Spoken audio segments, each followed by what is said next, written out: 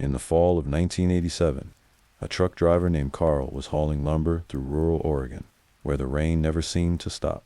It was late, around 2 a.m., and the highway was a slick ribbon of black cutting through dense forest. The rain pounded his windshield, wipers barely keeping up. Carl was tired, fighting to stay awake, when he saw a figure on the roadside, thumb out, drenched to the bone. The figure was a young woman, maybe 20, in a thin jacket and jeans, shivering under the downpour. Carl pulled over, figuring no one should be out in that mess. She climbed into the cab, water pooling on the floor mat. Her name was Sarah, she said, and she needed a ride to the next town, about 30 miles away. Her voice was soft, almost drowned by the rain, and her skin looked pale, almost gray. Carl chalked it up to the cold dot as they drove. Sarah didn't say much, just stared out the window, her breath fogging the glass. Carl tried small talk, but her answers were short, like she was distracted. The cab felt colder with her in it, though the heater was blasting. About 15 minutes in, Carl glanced over, and his stomach twisted. Sarah's hands, resting in her lap, were webbed with faint, dark veins like something you'd see on a corpse. He blinked, thinking it was the dashboard lights playing tricks. "You okay?" he asked, voice shaky. She turned, her eyes catching the glow of a passing car to reflective, like an animal's. "Just tired," she said, but her voice sounded wrong, hollow. The rain seemed to get louder, like it was trying to drown out his thoughts. Carl gripped the wheel, telling himself to focus on the road, but then he heard it, a faint dripping, not from the rain outside, but inside the cab. He looked down and saw water pooling around Sarah's feet, more than should have been possible, like she was leaking. He stole another glance at her. Her hair, plastered to her face, looked like it was moving, slithering slightly, though the cab was still. "You sure you're okay?" he asked again, heart pounding. She didn't answer, just pointed ahead. "There," she said. The bridge, up ahead, a narrow bridge spanned a swollen river, its waters churning under the storm as they crossed. The truck's headlights flickered, and the radio static spiked. Sarah leaned closer, her breath cold on his neck. "Stop here," she whispered. Carl slammed the brakes, the truck skidding slightly. "What?" "We're in the middle of nowhere," he said, but when he turned, the passenger seat was empty. The door was still locked, and the window was up. Water glistened on the seat, and the air smelled like river mud shaking. Carl drove to the next town and stopped at a diner, telling the story to a waitress. Her face went pale. "You said," she pointed to the bridge. She asked. Carl nodded. The waitress leaned in.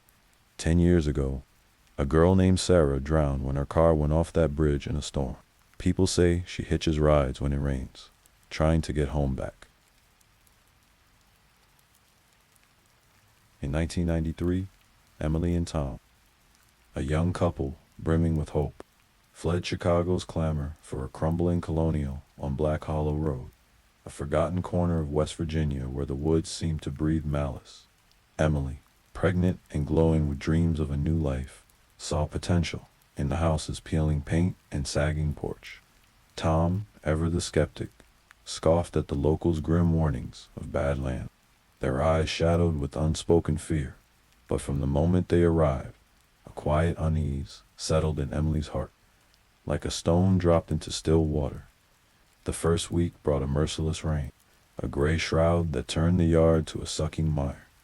The house groaned under the deluge, its bones creaking as if in pain, and the basement wept, leaving puddles that stank of rot. Emily's unease grew. The rain's rhythm felt alive, tapping the walls with a deliberate cadence, like fingers seeking entry. At night, she'd jolt awake, heart racing, certain she heard dripping where no leaks should be. Tom dismissed it as the house settling, but his words couldn't quell the dread gnawing at her, the sense that something watched from the shadows. One stormy night, with Tom away for work, Emily lay alone, the house creaking under the rain's assault. A faint scratching pierced the silence, sharp and insistent, clawing from the attic. Fear gripped her, cold and paralyzing. But curiosity, tinged with defiance, pushed her forward. Clutching a flashlight, her pulse hammering, she climbed the attic stairs, each step colder, the air thick with a cloying, wet decay. The scratching ceased as she entered the cramped space, beams looming like ribs of some ancient beast. The rain's pulse felt heavier, almost like footsteps stalking above her, and her breath hitched, terror coiling tighter. Her flashlight beam snagged on a small wooden box, its lid etched with spiraling symbols that seemed to writhe in the light.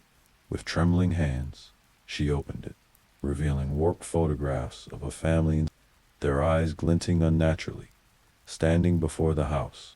The last photo stopped her heart. The same family, faces smeared into blurs, the house behind them swallowed by a storm, its windows black voids. A wave of nausea hit, her skin prickling as the scratching resumed. Now from below, sharp and urgent, panic surged, her chest tight, and she fled downstairs, locking the attic door, her hand shaking so badly the key nearly slipped.